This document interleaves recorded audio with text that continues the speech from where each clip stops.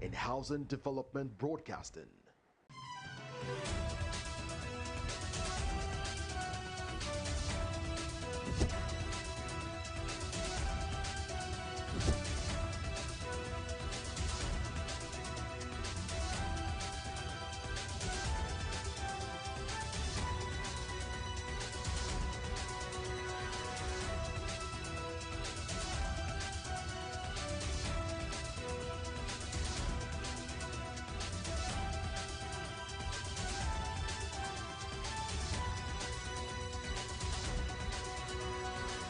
Hello and welcome to Housing TV News at the top of the hour, coming to you from our studios in the nation's capital, Abuja.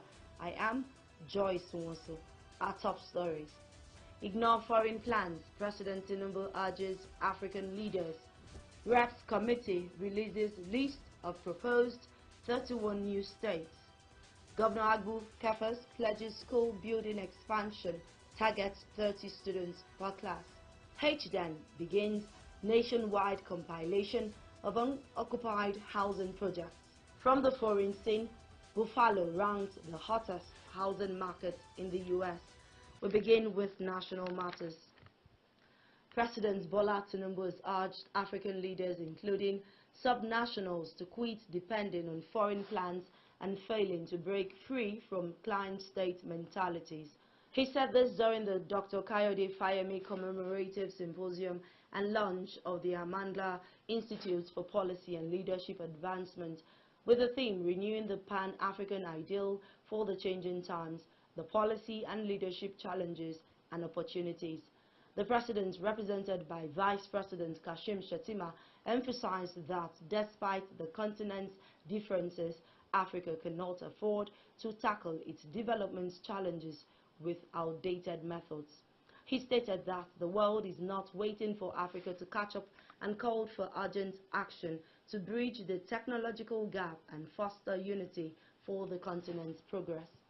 Tinubu urged Amandla to sell Africa to the world as a continent that seeks collaboration and not patronage, stating that the institute must become a command center for the continent, turning thinkers into doers, policies into progress, and Pan-African ideals into lived realities.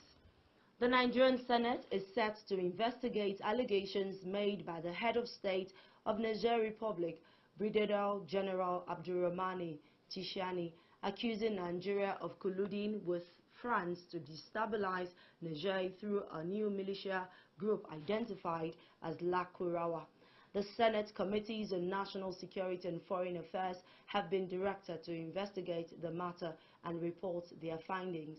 The resolution stems from a motion moved on the floor of the upper legislative chamber by the Bauchi South Senator Umar Shehu at Thursday's plenary session.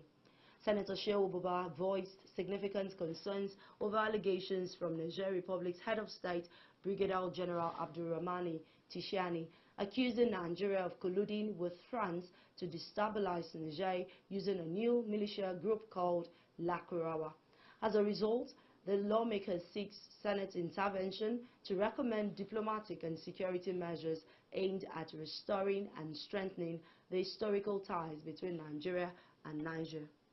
Brigadier General Chani also alleged plans to establish a base for Lakurawa in a forest near Gaba, Sokoto State, with operational reach extending to Sokoto, Zamfara, and Kebbi State. Additionally, he claimed that foreign military bases in Nigeria are being used to target Niger's oil pipelines and create security threats. As a result, the lawmakers seek Senate intervention to recommend diplomatic and security measures aimed at restoring and strengthening the historical ties between Nigeria and Niger. The Senate decided to halt an open debate on the allegations due to the sensitivity of the matter, but directed its committees on national security and foreign affairs to investigate further and report their findings.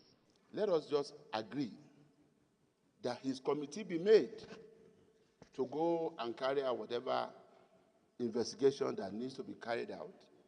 And the committee will present a report to us in an executive session to be discussed further by the Committee of the Whole. I agree that on account of diplomatic relations and national security, we should refer the issues to the appropriate committees. But I suggest that it should be a joint committee. The Foreign Committee on Foreign Relations is also very important.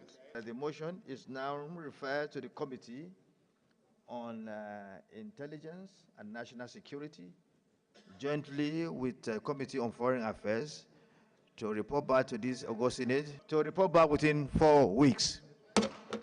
As the Senate anticipates feedback from its joint committee, it resolved to debate the outcomes in an executive session. The federal government has assured the Nigeria Labour Congress (NLC) that President Bola Tinubu is committed to industrial peace in the country, appealing to all stakeholders in the labour sector to avoid all unnecessary issues that would lead to industrial disputes.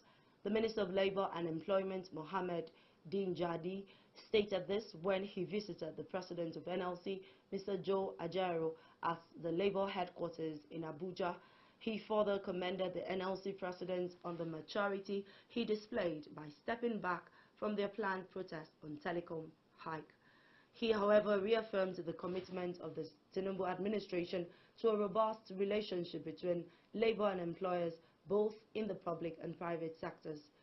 Ajaero appreciated the visit by the minister, emphasizing that it displayed his readiness and commitment to perform the functions he was appointed for effectively.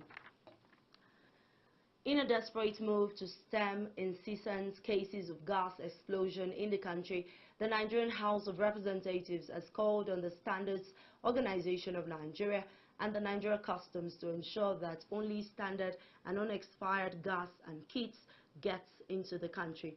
The motion was sponsored by Honorable Aderemi Oseni at plenary following incidents of gas explosions which have claimed many lives, injured many, and properties worth billions of naira lost.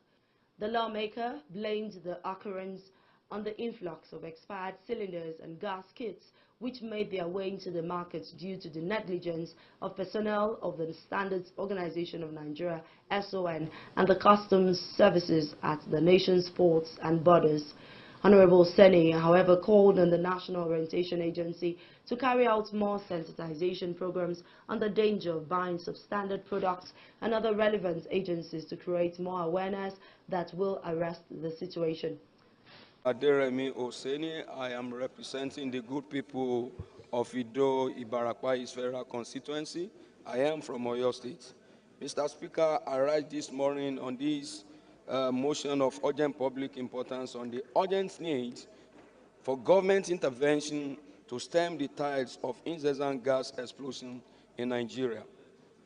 The House notes that it is the responsibility of the government to protect the lives of the citizens and to as much as practicable regulate the affairs of the citizens through laws and guidelines.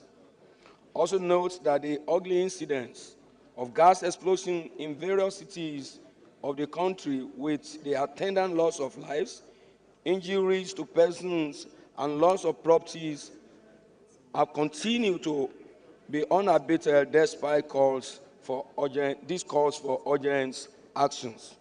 Worried that experts have attributed the causes of the explosion to factors like expired gas cylinder, importation and use of substandard cylinders, tanks and kits, the use of improperly localized fabricated cylinders with inferior materials. Mr. Speaker, the House also worried that aside the cooking gas, that is the LPG, the CNG converted vehicles also joined the explosion queue. The Nigerian Senate has intervened in response to a catastrophic fire and oil spill from manifold well 8/BUG008 in OML 18 located in Bukuma, Akum, Rivers State. Senator representing Rivers West Banigo Ipalibo, who raised the motion during plenary also raised alarm over the environmental and health consequences of recurrent oil spills in the region, calling for swift investigation and intervention from relevant government agencies to quickly address the spillage. While presenting her motion, the Rivers lawmaker expressed concern over the delayed response of responsible oil companies, a situation she says has increased the sufferings of affected communities. Recognizes the severe consequences of this incident, including contamination of rivers, farmlands, and aquatic life, which constitute the primary source of livelihood for the residents of Buguma. The pollutants released pose significant health risks, including respiratory and waterborne diseases, and long-term effects such as cancer and organ damage. Lawmakers who contributed to the motion also recommended the inclusion of additional prayers for a more comprehensive approach to addressing the issue. The federal government should declare a national emergency program for the rebuilding, rehabilitation, and recalibration of the national onshore oil wells, flow stations, and pipeline infrastructure in Nigeria. Urge the Ecological Management Committee and relevant agencies to ascertain cleanup costs, charges, and penalties of each and every oil spill or fire hazard and charge operators accordingly. Deputy President of the Senate, Barau Jibrin, who presided over the plenary session, urged relevant agencies to take decisive actions and curb the menace. The major factor is the fact that we have an infrastructure that has become decayed. And the second factor is the fact that there are some level of sabotage in that. The Senate has the latitude to deal with the matter. So let me put the question. Those in favor of this prayer, please say aye. Those against say nay. Oh, the ayes have it. At the end, the matter was referred to the Committee on Environment and Petroleum Upstream for further legislative action. In a move to enhance the education sector, the Governor of Taraba State, Dr. Agbu Kefas, has announced plans to commence the rebuilding of schools, starting with Government Day Secondary School, GDSS, Hawaii Miles 6 in Jalingo. The governor made this declaration during an unscheduled visit to the school where he inspected facilities and engaged with teachers. He emphasized the need to restructure GDSS Hawaii into 5 separate schools and implement a class size policy of 30 students per classroom for improved learning conditions. Speaking on the visit, the Commissioner for Education, Dr. Augustina Godwin, disclosed that youths trained by the Hydrofoam brick-making company and contractors handling the school remodeling project are set to begin rebuilding the government schools across the 16 local government areas. We want to know how many students are in schools. That's why I asked you to get those records from all the principals. So that if we are building new classrooms, we will build the classroom making projection like this school now. We're going to divide this school into 4 or 5 or 6. So we're going to create new schools like 5 out of this. Because in a very conducive learning environment, you can't have more than 30 students in the class. If you want, because the teacher must know the students, for easier at least 30 students in the class, so that the teacher himself will be able to know the names of the students. All that His Excellency has put in place for rebuilding the schools will all be put on the table and we start work, because His Excellency has already gotten an architect who has designed the way all schools in Taraba will look like. The designs are in 3 categories. There is category A, B, and C, depending on the population of a particular place. So right now, all those who have helped us to train our youth with the hydrophone bond brick making machines, they are on ground, they are ready, they have submitted their proposal. And so with the youth, Taraba youth that were trained in Diorenu for the bond brick making, all of them now together with all the contractors will now put head together with the Ministry of Education supervising all the work to ensure a smooth take-off of the rebuilding of schools. She further revealed that the ministry has collected data on primary school teachers and students and is currently gathering information on secondary schools to facilitate better planning and implementation. For food security, the Deputy President of the Senate, Senator Jibrin Barau, has packaged 2.79 billion naira loan scheme for farmers across the 186 local government area councils in the 7 states of the Northwest Zone. The loan, as explained by Senator Barau to journalists covering the Senate on Thursday, aims at raising 558 young farmers, millionaires across the 7 states on the basis of 69 from Kaduna State, 132 from Kano, 63 from Kebbi, 102 from Katsina, 81 from Jigawa, 69 from Sokoto, and 42 from Zamfara.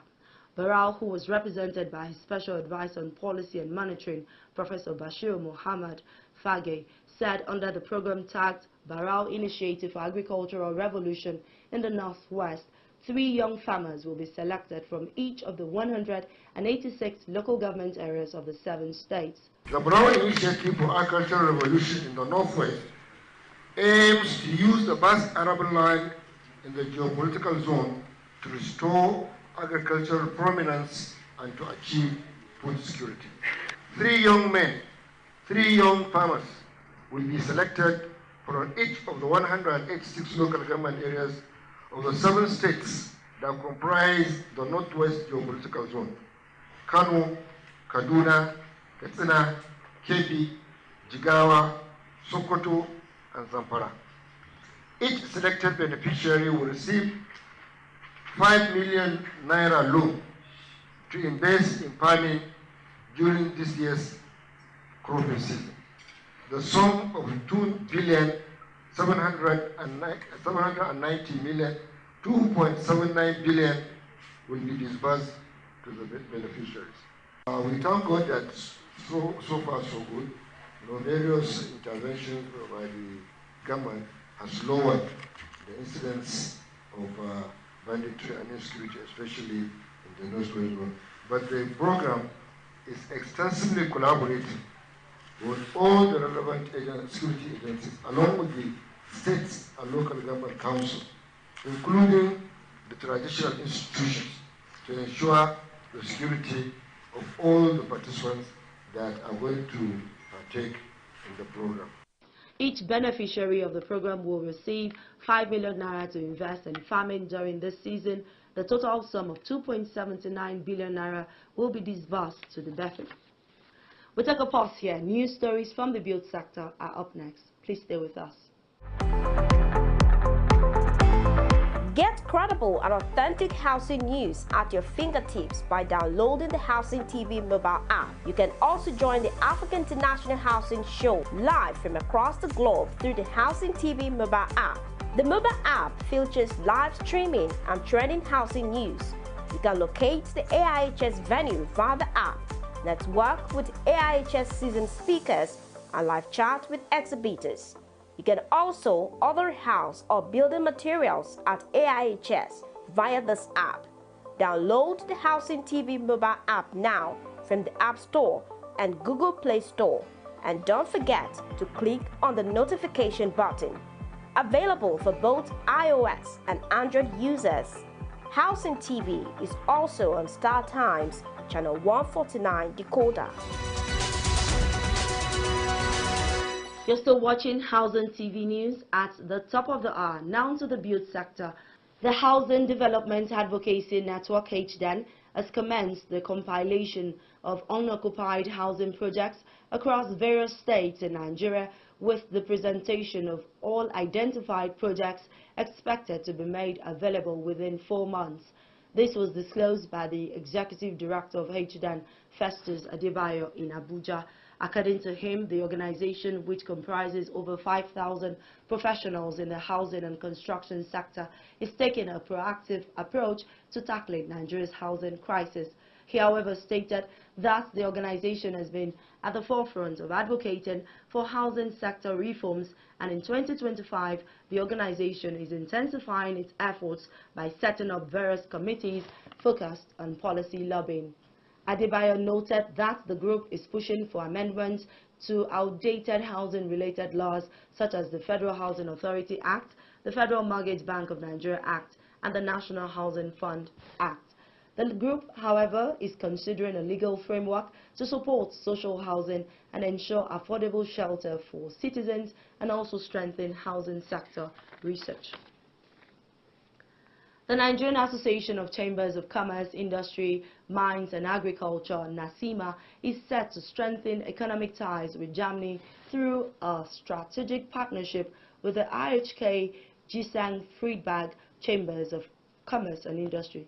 Speaking at the meeting, Alhaji Lai Mohammed, who is the managing partner of Birds Custard, while introducing the German delegation to NACIMA, President Dele Kelvin Oye highlighted the long-standing relationship between IHK Gisang Friedberg and Nigeria. Dr. Matthias Leder, in his address, says Gisang Friedberg is focused on partnership in dual vocational education projects designed to enhance technical skills and vocational training in Nigeria. He stated further that Nigerian SMEs are invited to participate in the World Meets in Gisang, an international B2B forum that offers a cost-effective platform for businesses to network and explore new markets and access to global opportunities. If Nigerian chambers had more power, they could become a growth factor of the economy of Nigeria. We have also to care for companies who participate in the dual vocational training. It would be really fantastic if we firstly could welcome a lot of Nigerian small and medium-sized companies at the World Meets in Gießen, and secondly, if the project of enriching the legal entitlement of the chambers. On his part, Deloye says SMEs are the backbone of Nigeria's economy, stating that the collaboration between the two organizations will drive innovation, boost job creation, and open doors for investments. Manufacturing, processing, creative industries, all forms of economic activities. We therefore need to chamber relationship. So what we are starting here may look small in this way. There's going to be a mustard seed that will grow and become a major catalyst for investment in Nigeria and Germany. So this is the main reason. And most importantly, too, we also want to cut market access. Instead of going through China to Germany, we want to have a direct business relationship the market of our various solid minerals and agricultural products. Discussions are still ongoing between both parties to deepen trade relations and foster enterprise developments. The House of Representatives on Thursday called on the federal government to halt the divestment of oil assets by Shell and Total Energies in Nigeria until their outstanding environmental and social liabilities in the Niger Delta are addressed. The resolution followed the adoption of an urgent public importance sponsored by Honorable Kingsley Chinda, who highlighted concerns over the environmental devastation caused by oil exploration in the region. Chinda noted that independent assessments, including reports from the United Nations Environmental Programme, UNEP, and the Bayelsa State Oil and Environment Commission, had documented severe consequences, including contaminated water, infertile soil, biodiversity loss, and public health crisis in the Niger Delta region. To urge the federal government to immediately halt all divestment processes by Shell, Total Energies, and other IOCs until their historical, environmental, and social liabilities are addressed, and ensure that no divestment proceeds without transparent consultations with the Niger Delta communities and state governments. Mandate the Upstream Commission to enforce compliance with the PIA and reject divestment applications that fail to meet the highest standards of corporate accountability, and conduct detailed assessment of new operators' financial, technical, and environmental capacities before granting approval. We need to be setting aside every year from whatever is their operational cost for maintenance to be set aside every year, so that it will be like a retention, just like contractual agreement. When you do a contract, when you are leaving after 6 months, had it been we have that in place as we speak, there probably may not be any need for us today. That when they divest, if they leave this country, whatever they have sold, the value, if it is 20% of that value, supposed to be set aside to restore the environment where they are living. So this motion will not only give us the opportunity to address those problems that they affect our people, but it will also help us to look back into the existing legal frameworks to see how we can now bring into permanent statutory legal provisions to address some of these fundamental things that probably, like Isiaka has mentioned, were actually overlooked in the course of the promulgation of the PIA. This motion say aye. Those against say nay. The ayes have it. This motion refers to Committee on Host Community, Committee on Environment, Committee on Petroleum Resources Upstream, and Committee on Legislative Compliance. The House of Representatives have urged the federal government to declare a state of emergency on the proliferation of fake and substandard goods, drugs and food across the country, which poses threats to public health, national security and economic stability. Honorable Mukhtar Shagaya made the call on Thursday while debating a motion of urgent public importance he sponsored at plenary. Honorable Shagaya noted that Nigeria suffers economic losses of approximately 15 trillion naira annually due to counterfeit and substandard goods. He says NAFDAC recently seized counterfeit food and pharmaceutical products worth over 5 billion naira in a raid at the cemetery market in Aba, Abia State, highlighting the widespread nature of the menace. The House notes the alarming increase in the production, importation, distribution of fake and substandard goods, drugs and food and beverages across Nigeria, which poses significant threats to public health, national security, and economic stability. The House also notes that the World Health Organization, WHO, and the National Agency for Food and Drug Administration Chief Whip, and Control, please approach the chair. Chief Whip. NAFDAC, have recently warned that Nigeria is one of the most affected countries in the world by counterfeit medicines, contributing to thousands of avoidable deaths annually. The House is aware that NAFDAC recently seized counterfeit food and pharmaceutical products worth over 5 billion naira in a raid at the cemetery market in Aba, Abia State, highlighting the widespread nature of this menace. The House also urged the federal government to strengthen the capacity of the regulatory agencies to providing adequate funding, modern equipment, and advanced technology for the effective surveillance, detection, and enforcement of fake products into the country. The House of Representatives Committee on Constitution Review on Thursday released a list of 31 new state legislative proposals across the 6 geopolitical zones of the country.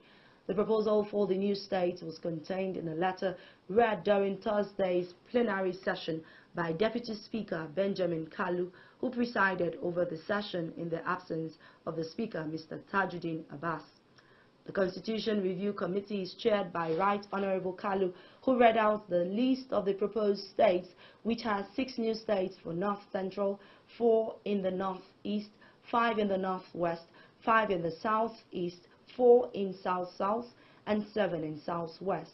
The committee has reviewed the proposals for the creation of new states in accordance with Section 8, Subsection 1 of the Constitution of the Federal Republic of Nigeria, 1999, as amended. This section outlines specific requirements that must be fulfilled to initiate the process of state creation, which include the following.